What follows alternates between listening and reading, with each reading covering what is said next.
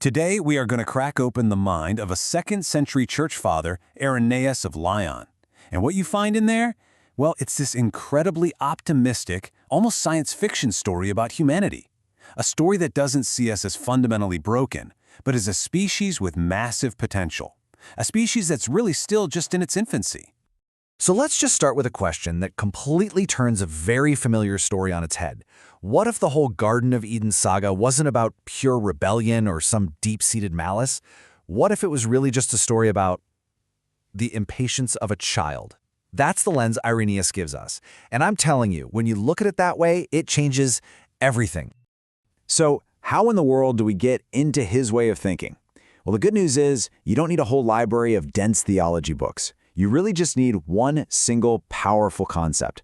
Think of it like a master key, the one that unlocks every single door in his amazing cosmic story. And here it is. The key is called recapitulation. Now I know it sounds super technical, right? But the idea behind it is actually beautiful and pretty simple. It just means that Christ didn't only come to die for us, he came to live for us. He literally relived humanity's entire story, from being a baby to a full-grown adult, in order to essentially reboot our whole operating system from the inside. It was a way to set our collective story on a completely new path. Okay, so to see how this all works, we have to go back to the beginning, but by looking at the end. For Irenaeus, you actually can't understand Adam and creation in Genesis until you first understand Christ.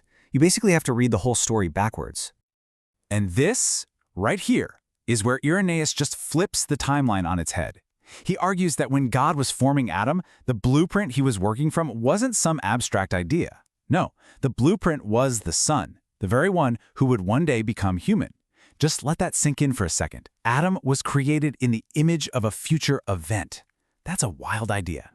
Irenaeus has this incredible metaphor for this. He talks about God working with two hands. The Son, also known as the Logos, or the Divine Word, gives us our basic structure, our image. You can think of it like our spiritual DNA. And then the Holy Spirit is the other hand, the one that guides us and helps us grow into our full potential, which he calls our likeness. So this is the crucial difference you have to get. The image of God is the blueprint. It's what makes us human. And according to Irenaeus, you can never, ever lose it.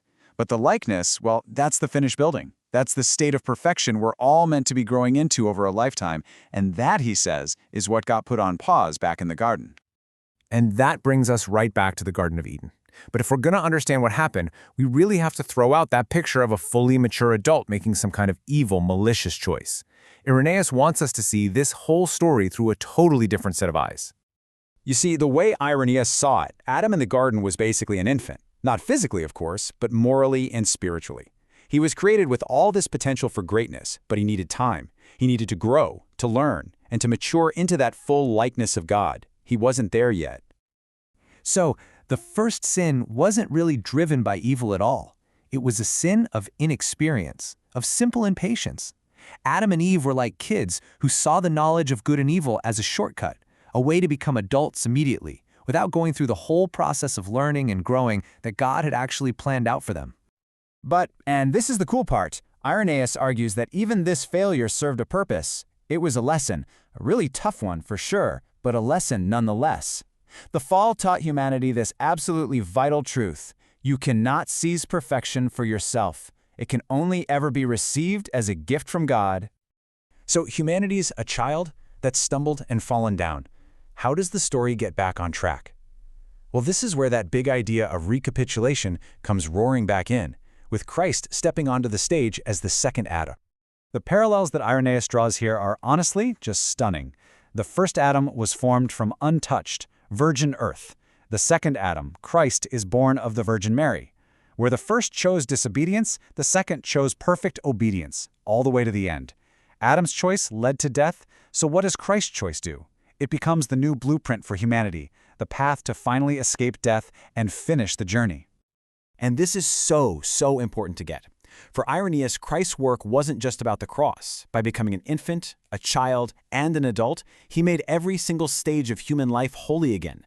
He lived our life perfectly, remaking it from the inside out so that we could finally have footsteps to follow. All right, so Christ has hit the reset button on the whole project. What does the final stage of this cosmic coming-of-age story actually look like? How do we finally reach that perfection, that likeness to God we've been talking about? Irenaeus says the perfected human is made of three parts. You've got the body, from the earth, you have the soul, which God breathes into us, and that combo gives us the image.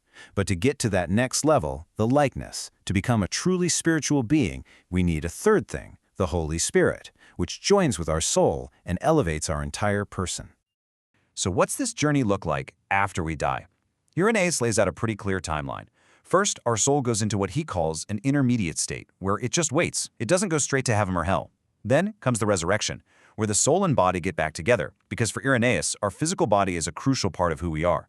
And then finally, after the judgment, the now perfected person gets to enter their final home. And what's that final home like? Well, Irenaeus suggests there will be different mansions or, levels of glory based on how each person lived. But he makes this one unifying point that's just beautiful. All of the just, no matter their station, will finally be mature enough to see God face to face. The cosmic coming-of-age story is complete. And that brings us to one last thought to leave you with. If Irenaeus is right, if the grand story of humanity really is one of slow, sometimes messy growth from infancy toward maturity, what does that say about our own struggles and our own imperfections today? Maybe they aren't signs that we're a failed creation. Maybe they're just the growing pains of a species that's still on its journey.